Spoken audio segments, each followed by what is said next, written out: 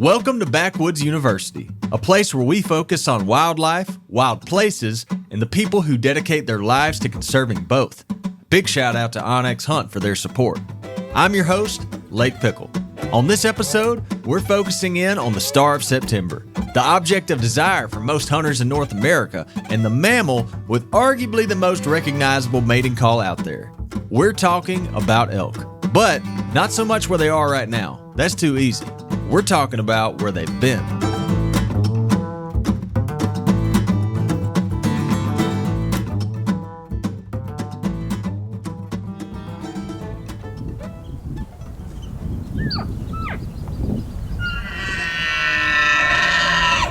I remember the whole thing vividly.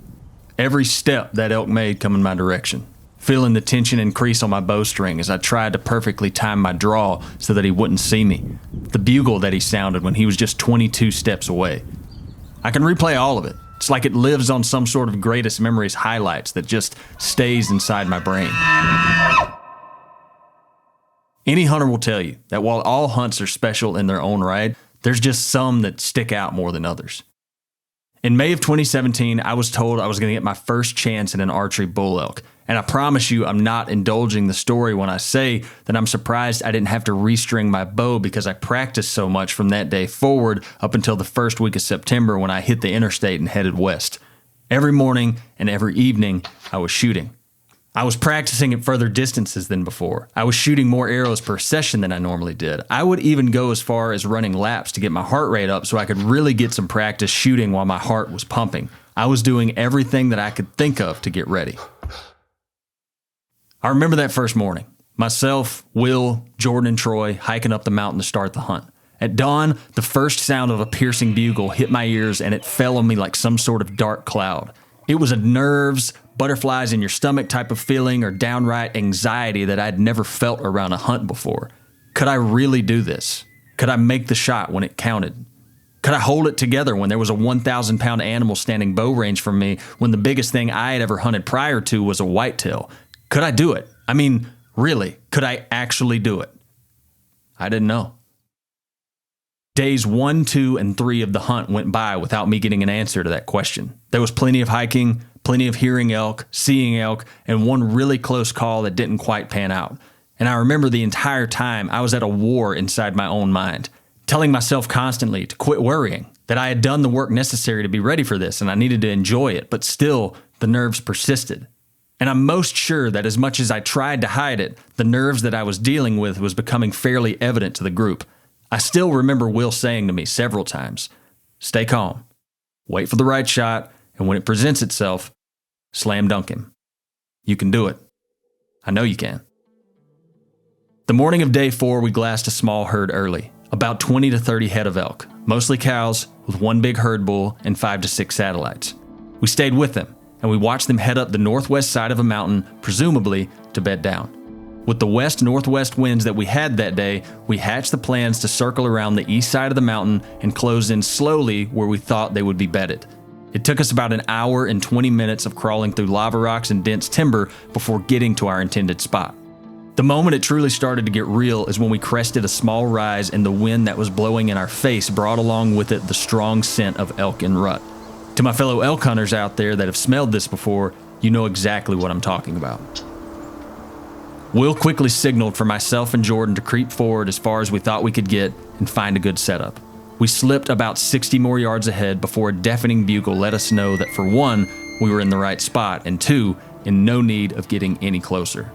Will dropped back about 75 yards and began to call, and chaos ensued almost immediately. Several bulls began bugling back. Cows began to mew. We heard twigs snapping, and through the thick timber and shadows, we started to pick up movement. The elk were responding so rapidly, it's as if they were wondering how these other elk that they were now hearing managed to get so close to them without them knowing.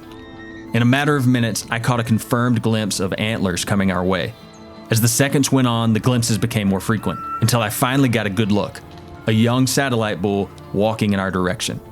And to be fully clear here, neither the young nor the satellite attributes about this bull fazed me. I had full intentions on shooting him. I drew my bow, and although he closed in to 10 yards, he stayed behind a blown down treetop the entire time. No shot. After a few seconds of standing there at that close of distance, you could see the bull start to piece together that something wasn't right. He threw his head back, wheeled around, and began trotting back towards his group, and my hopes began to melt. I remember thinking to myself, he's about to spook the entire herd running back into them like that. Thankfully, Will, in all his experience, saw this happening and bugled right as the young bull was running back, and immediately he was answered. This time it wasn't a satellite, it was the herd bull. Will timed his bugle so perfectly that he painted the picture that the young bull was being run off by a new bull down below. I saw him almost immediately, not glimpses, not bits and pieces, I saw him. It's almost like he wanted to be seen. He was 50 yards and closing. I remember watching his head tilted back as he marched through the trees, the sun and shadows dancing off his antlers with every step. As he closed into 35 yards on a steady march, his head went behind the trunk of a large tree. I drew my bow and anchored. Just a few more steps, that's all I needed, and he would be broadside at top pin range. I had a mouth call in, and I was ready to stop him, but there was no need. He stopped on his own, perfectly broadside at 22 yards, and bugled. It was like it was meant to be. You got him. Yeah. I remember looking through my sight at my pin, saying to myself, there's your shot. Smoked him. I smoked him. I smoked him. In a blink, it was over. The next thing I saw was white fletchings burying themselves. A double lung shot. I had done it. I couldn't believe it. I had actually done it. Will came up and hugged me. Jordan and Troy high-fived me, and we followed the 60-yard blood trail and recovered my first archery bull. In that moment, it's like all the nerves, butterflies, and anxiety that I had been dealing with was flipped around and compounded into the most surreal gratitude and satisfaction that I had ever experienced in my hunting life. Archery elk hunting, the ultimate, as far as I was concerned, and it had fully lived up to the hype. And I just couldn't believe that I was standing there getting to experience it like this. Look at him. I'm not lost for words that much. I don't know what to say, man. Holy smokes.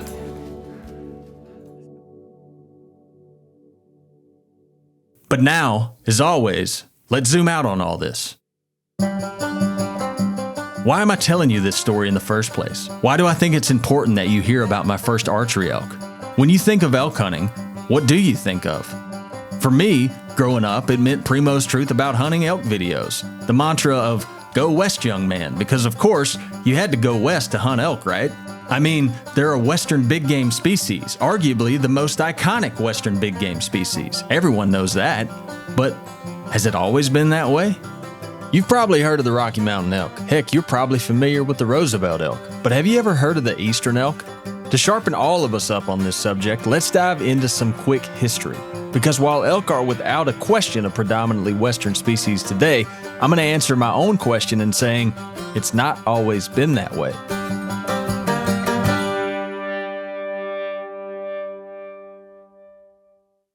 The following are excerpts regarding the presence of eastern elk in different states throughout the country from a published paper titled Murie 1951, Elk of North America.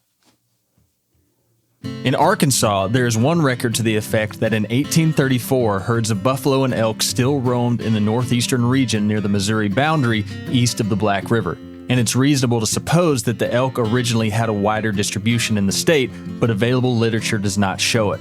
In Louisiana, a man named Dr. Milton Dunn wrote a letter documenting elk in the state in 1829, and there's also a recorded killing of a bull elk with a gross weight of 704 pounds near Madison Parish on Walnut Bayou in December of 1842. In the early days of Illinois, elk ranged throughout the entire state, where the prairies were preeminently their home, but they disappeared relatively quickly. An explorer named Michaud recorded one being killed by his guide in 1795. In Sac County, Iowa, all of the earliest settlers united in saying that elk were plentiful. They were found from solitary individuals up to 500 in a herd, and they were known to be an important food source, and that elk horns were recorded being picked up by the wagon load in 1856. In Michigan, in the early parts of the 19th century, elk were common in parts of the Lower Peninsula. In Kentucky, elk were abundant and were used as food by travelers. We know this through famed stories like Daniel Boone's, encountering vast herds of elk and bison. We also know of other early explorers, such as John Strader, James Yeager, and Colonel Thomas Walker, that documented great numbers of elk in Kentucky as well. And this is just listing off a few of the states in the East where there's record of Eastern elk. I think it's evident there's a bigger story here, one that goes mostly unknown. And although I feel like we've been here before, because this feels much like the bison episode, I'm led to ask what happened. I mean, I don't know about y'all, but personally, I think it'd be pretty sweet if I could call in a bugling bull in my home state of Mississippi. I mean, a guy can dream, right? But more importantly, let's get some answers. Jim Heffelfinger is no stranger to the MeatEater network. He's also a bona fide cervid nut, or at least that's what his Instagram handle would lead me to believe, as well as being the wildlife science coordinator for the Arizona Game and Fish Department. When I was scouring the earth for a source on Eastern elk, it became evident very quickly that Jim Heffelfinger was the man to talk to. Here's Jim. There's less known about some of these iconic species in the East because they disappeared so fast. The settlement started east to west like a slow burn across the continent, and you saw the disappearance of these animals that were we think are charismatic, because they are, but the bottom line is they were filled with meat and wrapped in leather, and the early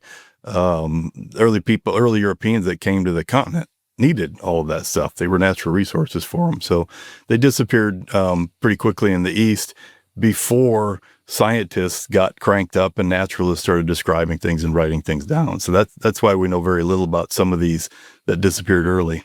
The map that I sent you just showed that disappearance of elk really from the east to the west.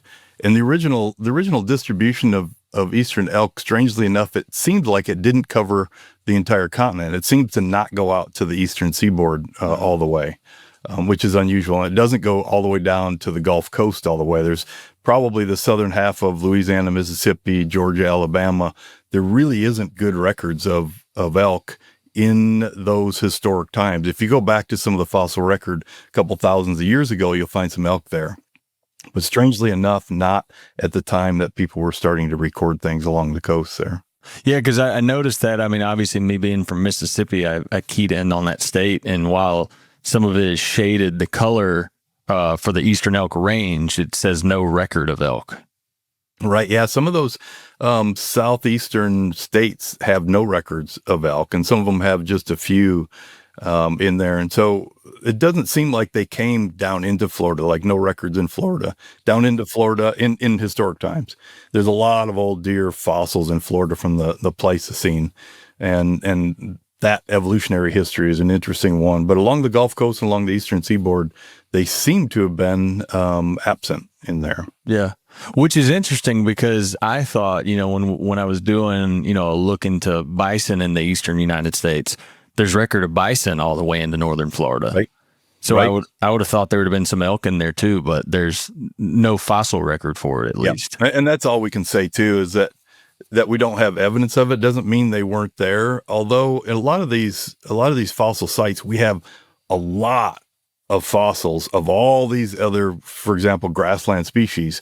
And so when you get one that's missing, that's a little stronger evidence that maybe it wasn't there. We would be picking up some fragments in there. But elk in the east certainly coexisted in some of those open grasslands, and certainly in the central Great Plains with bison. And we're largely a grassland and mountain species early on. And people sometimes say, well, the early elk were grassland species and then they shifted to a mountain species. But I think they were had such broad ecological adaptability that they were in the mountains and they were in the grassland. And then when we took over basically the grasslands with our domestic grazers and our development and overexploitation before we had the conservation systems we have now, they disappeared from those open, vulnerable areas, and then they existed in some of the areas with more security cover. And some of that was the West and the Rocky Mountains. Some of it, you'll see, like one of the latest Eastern elk that was ever killed, I think, was in Pennsylvania. And so there was other big blocks of forest that also provided that kind of security cover that allowed those Eastern elk to hold out the longest in some of those areas. Okay, so we're getting a whole lot of good information here. A better understanding of where these Eastern elk were. A better understanding of when they started to, quote, disappear. The fact that they didn't quite reach the eastern coastline. or the fact that we don't have much or any record of them in several southeastern states like Mississippi or Alabama. Some of the habitats the eastern elk inhabited. But before we get ahead of ourselves, I feel like there's a very important question that we need to answer early. What exactly is an eastern elk? Is it a subspecies? Is it different than a Rocky Mountain elk? Is there any difference at all? That's a good question, because many people, they start talking about eastern elk as if they were a well-defined scientific thing, like a subspecies. Like you could go somewhere in a book and find the physical characteristics of an eastern elk and how it differed from other elk, or even more recently, genetic differences. But the fact is, 100 years ago, people took a box of Crayolas and started drawing color polygons on a big map and started labeling these eastern elk, Rocky Mountain elk, Manitoban elk, and coloring them differently. And then even describing them in scientific papers 100 years ago, saying this one's darker, this one's a little smaller. And in reality, they had one individual or two individual skins and skulls in a museum. They took a few measurements and they said, this is bigger, this is smaller. And that's what's happened with most of our elk subspecies, and most of the subspecies of a lot of things. There's 38 white-tailed deer subspecies in North and South America. Those certainly are not valid subspecies. And so what we had, if you go back a little further in the Pleistocene, towards the end of the Pleistocene, there was not the last glacial maximum, which was Wisconsin, but before that was called the Illinois glacial maximum. And that glacial period, that ice age, drew up and froze up a lot of the seawater and opened up the Bering Strait that people talk about a lot. So we had elk coming over for the first time in North America in the late Pleistocene, probably a little more than 100,000 years ago. And that was the first time we had elk in North America. And then that Illinois glacial period went away and melted, and we got into what they call the Sangamonian interglacial, which is the interglacial between the Illinois and the latest Wisconsin one. That interglacial period where it warmed up freed up the central part of the continent and allowed those elk to flow the rest of the way in. And incidentally, that's when the first primitive bison Priseus, came with elk at the same time and poured into what became the grasslands in North America. And that primitive elk then turned into bison latifrons, the big longhorned bison. Then that turned into bison, the recent bison. So elk and bison have that evolutionary kind of North American invasion history at the same time and occupied a lot of those same areas in North America. So those elk came in, they filled North America. They came almost to the eastern seaboard, like we were talking about. And they really weren't different. They just came in as one elk and occupied that whole continent. And so when we talk about eastern elk, and then we talk about the center part of the continent they call Manitoban elk, which is the Great Plains, and then the Rocky Mountain elk, which are in the Rocky Mountains, those really probably were not any different. And when people have looked genetically at a few eastern elk specimens, and whenever they look at Manitoban versus Rocky Mountain, they don't find any difference. So most of the elk in North America were really just elk, and we shouldn't get hung up on these subspecies. Now, modern genetics shows a difference between the Roosevelts, which are in the Pacific Northwest, and the Thule elk, which are smaller. Antlers are a little different in central California. There's some genetic differences there, but those genetic differences are probably from the last couple hundred years of just their ranges retracting into isolated pockets and then evolving a little bit differently in small populations. Like the Thule elk almost went extinct. There was just a handful of Thule elk in California, and then they've come back. And so there's a real genetic bottleneck there, and any genetic differences may stem just from that genetic bottlenecking. But we certainly shouldn't get hung up about Eastern versus Manitoban versus Rocky Mountain elk. They're really mostly our labels that we've just put on them. So Rocky Mountain elk, Manitoban elk, Eastern elk, mostly just labels that we made up. For the most part, to quote Jim directly, elk are just elk, which leads me to more questions because we see variances in body size, we see variances in antler size. If elk are just elk, would that mean that what we're seeing is more of a response to living in different habitats and climates rather than it being due to speciation? Right? Right. Those are referred to just as ecotypes. And so they're just in certain areas, animals that live in a forest versus grassland are going to start looking differently as they adapt to those local environments. So if you look at the Eastern elk was first described by a naturalist. The first described for science, not the first time someone mentioned an elk, but first described for science in 1777. And that was described based on a painting that someone did, John James Audubon, who the Audubon Society was namesake. So John James Audubon painted a painting of elk, and the elk he used were in eastern United States. So they were Eastern elk that he painted. All right. This is both a very important and highly fascinating piece of this story, so lean in. Y'all ready? In 1777, an early naturalist by the name of Exer Labine was the first person to describe elk for scientific purposes. 70 years later, John James Audubon does a painting of Eastern elk, and then in 1935, a man named Vernon Bailey uses Audubon's painting to scientifically describe the subspecies known as the Eastern elk. To contextualize that a bit, imagine that you're told that you have to go and paint the next whitetail buck that you get on your trail camera, and then a scientist is going to be using your artistic expression to scientifically describe animals. I don't know about y'all, but the natural resource and science world is mighty lucky they didn't get stuck with me doing paintings for references in the 1800s. Whew, that'd have been some bad descriptions. I'm just saying, basing a scientific description off of someone's painting is wild. You know?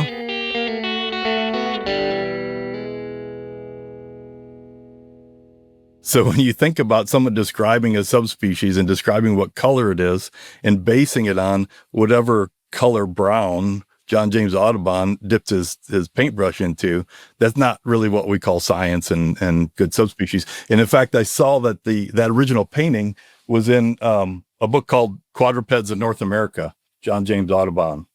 And so out of curiosity, I had to go see this painting that John James Audubon did of Eastern elk.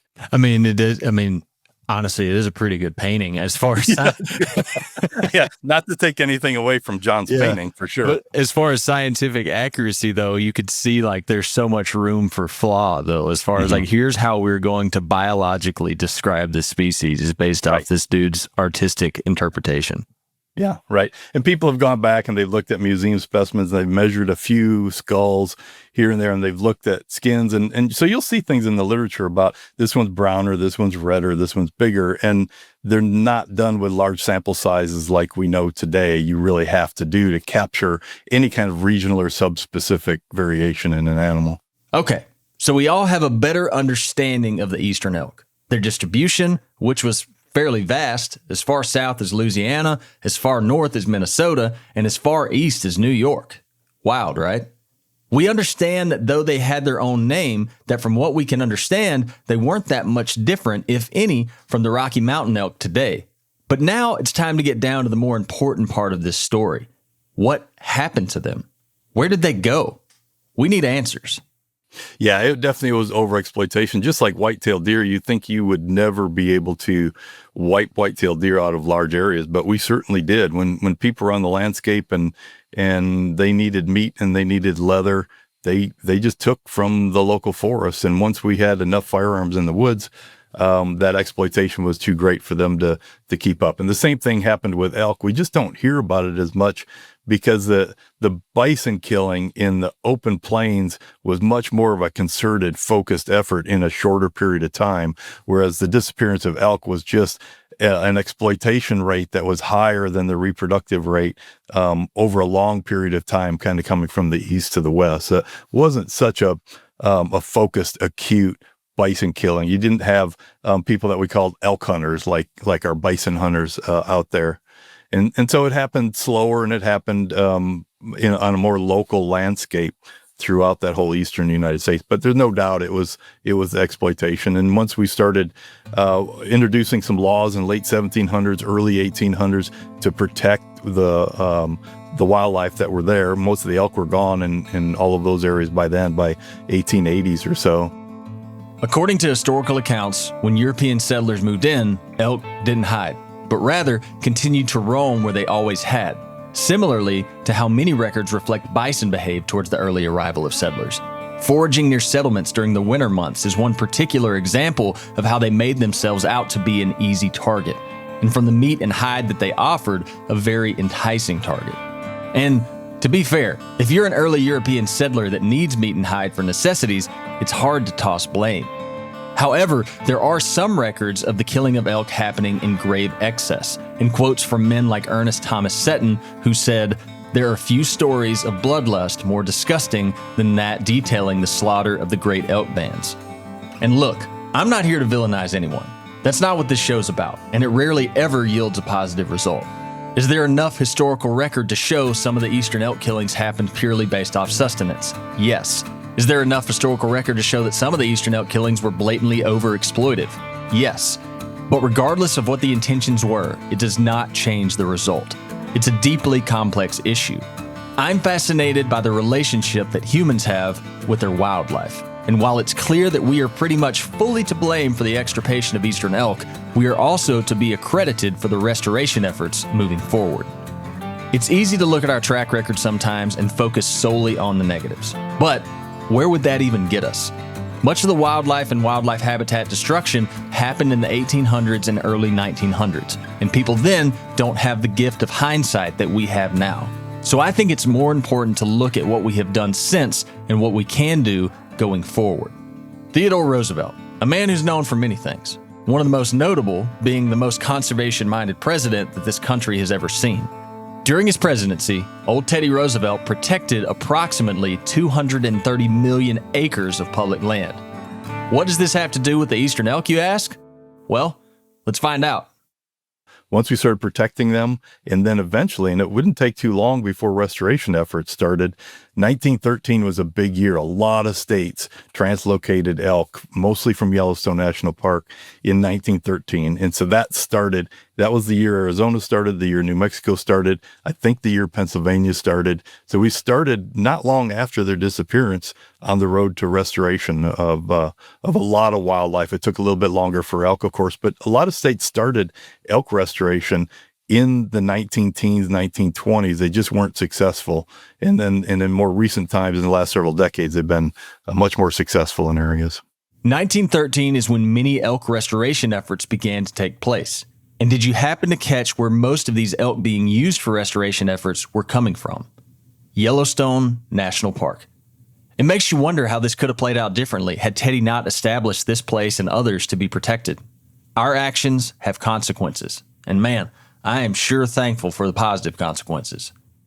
When the restoration projects first started around 1913, was that spearheaded mainly from like sportsmen type groups, like, trying to restore a resource that they were aware that they had wiped out?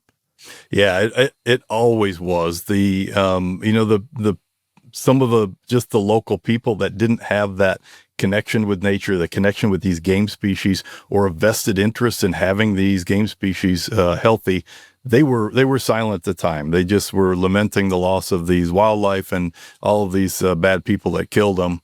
And it was really the people who had this vested interest in these species and really liked these species and realized that they were gone or going to be gone.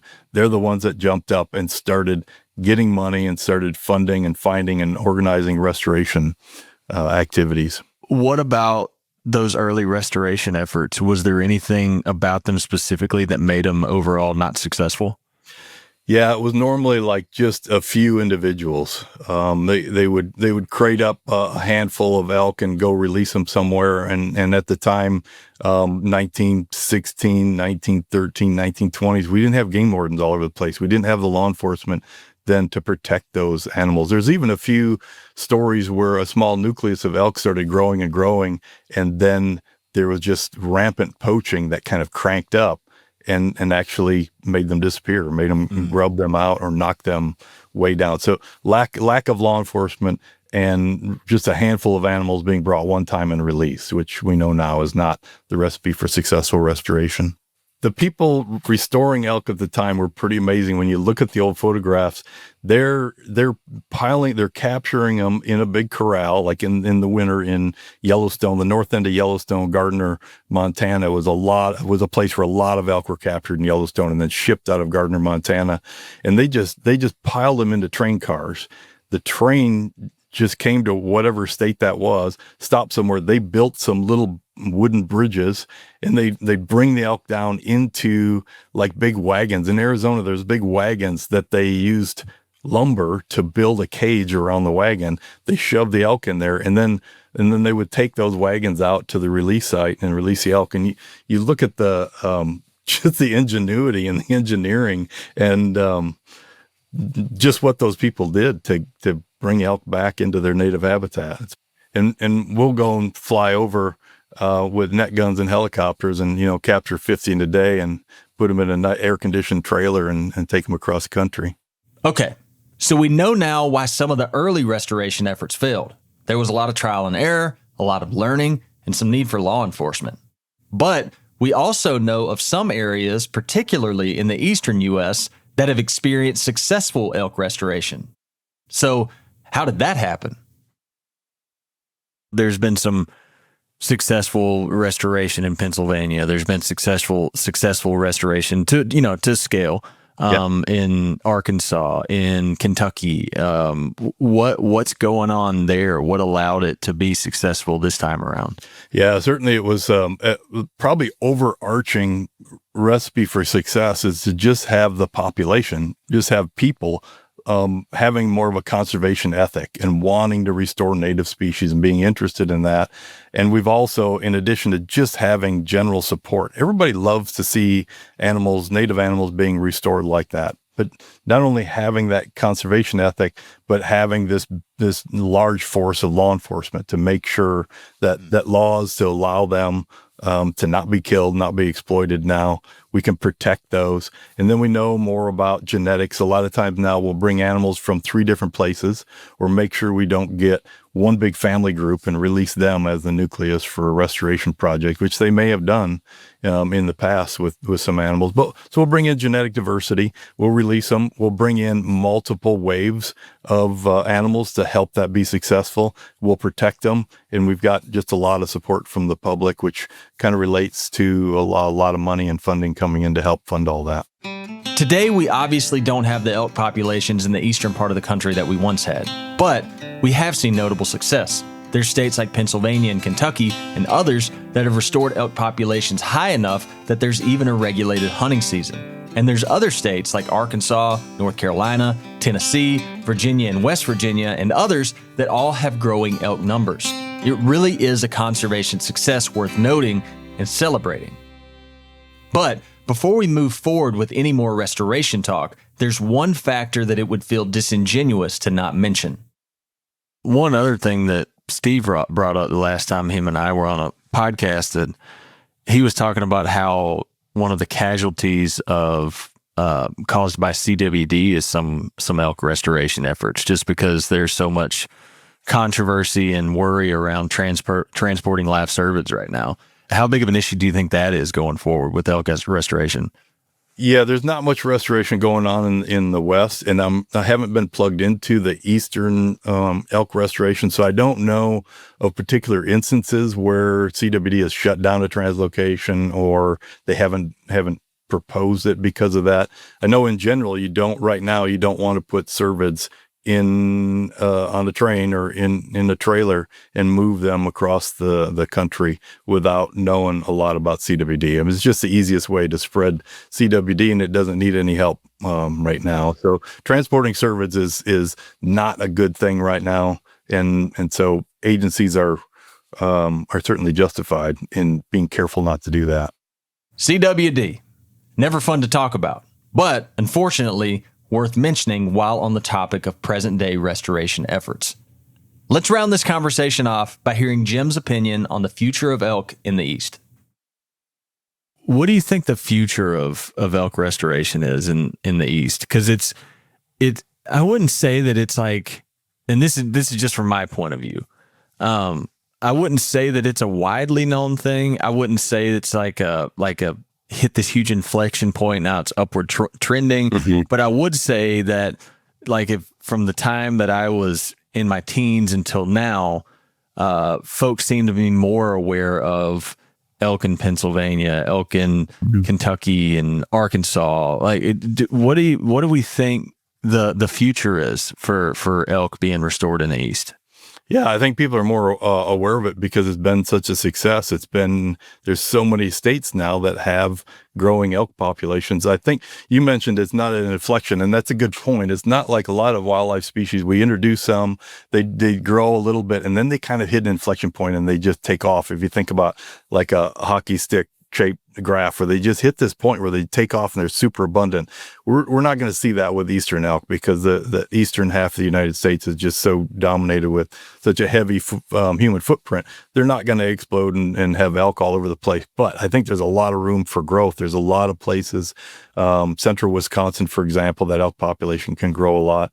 There's a lot of places where we can have elk and we can grow existing populations. So I think the future is optimistic to have more elk, but it's always going to be in these populations and states here and there. It's not going to be back to the whole eastern United States again.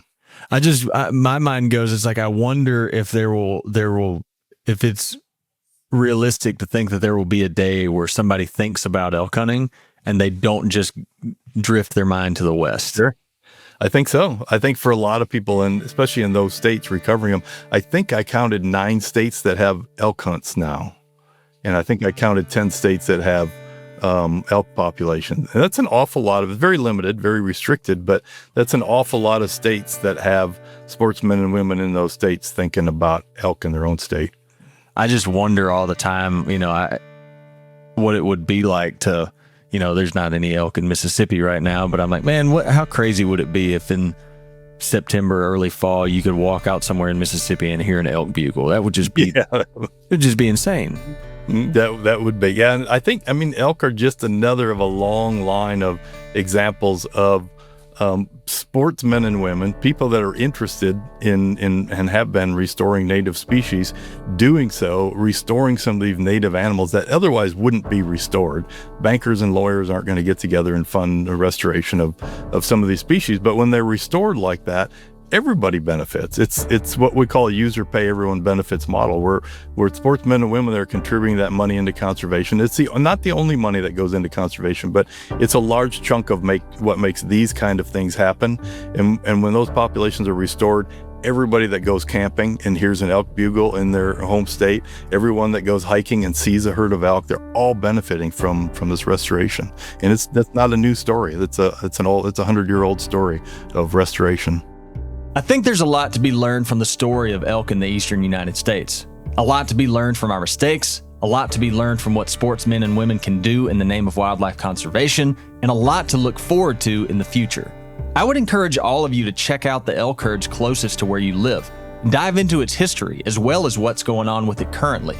I can almost promise you there's a cool story to be found there.